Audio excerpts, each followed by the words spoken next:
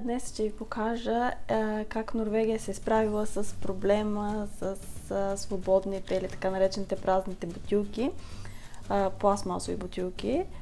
Това е една система, която тук съществува близо вече 100 години. Ето тези празни бутилки не можем или много рядко се виждат в Норвегия, тъй като те имат една система на връщане на тези празни бутилки. Сега ще обясня как само това нещо функционира или тази система как функционира. Значи закупувате си кола или каквото и да е, няма значение, но аз съм взела кола бутилка и ако кажем, че тя струва 3 лева, т.е. ви плащате 3 лева за самото съдържание на самата кола, но плащате още плюс 1 лев, ето на всяка една така се каже бутилка има съответно може да струва, т.е. 1 лев, самата бутилка може да струва 2 или така наречен 3, но в момента естествено това е крони, аз ги превръщам в български левове. Така че примерно е тази бутилка, самата пластмасова бутилка струва 1 лев, т.е. когато отидеш да плащаш на касата, плащаш 4 лева, самата кола е 3 и самата бутилка струва 1 лев. И така примерно събираш, да кажем, в къщи една чанта с празни бутилки. Когато отиваш да пазаруваш, сега ще ти покажа как става, къде се пускат тези бутилки, как се получаваш талончето и как можеш да пазаруваш след това с почти това всеки един хранителен голям магазин има такъв автомат за връщане на празни бутилки.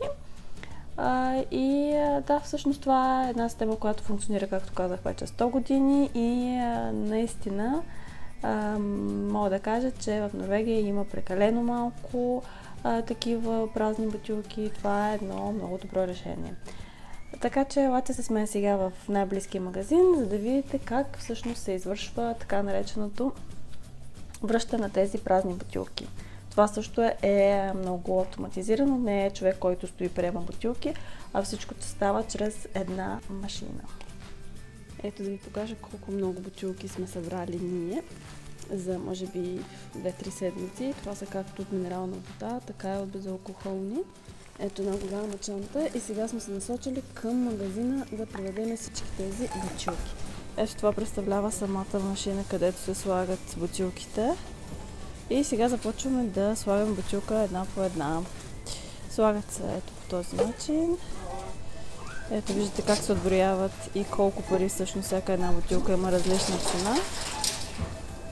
И така продължаваме. Виждате как се увеличава цената или сумата, която най-накрая ще получите.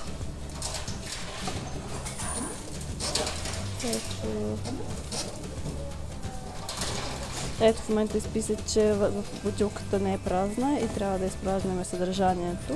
Тук има мивка точно на самата машина. И отново пробваме и този път бутилката мина. Просто не приема празни бутилки. По този начин се рециклират бутилките, изпращат се в една голяма кола или камион и вземат тези празни бутилки и се изпращат в вода, където се извиват и прециклират и ползват няколко пъти.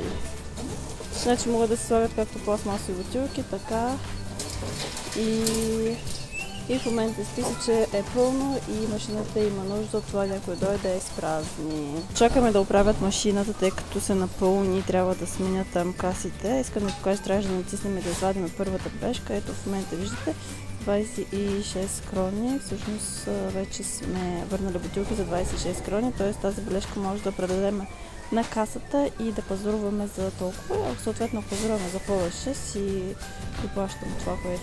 И така вече правиха машината и пускаме последните две бутилки. Те са стъклени, но няма проблем. И натискаме ето това зелено копче, което казва, че ето изчаквайте касова бележка и ето вземем си касовата бележка за тези бутилки. Сега отиваме на касата.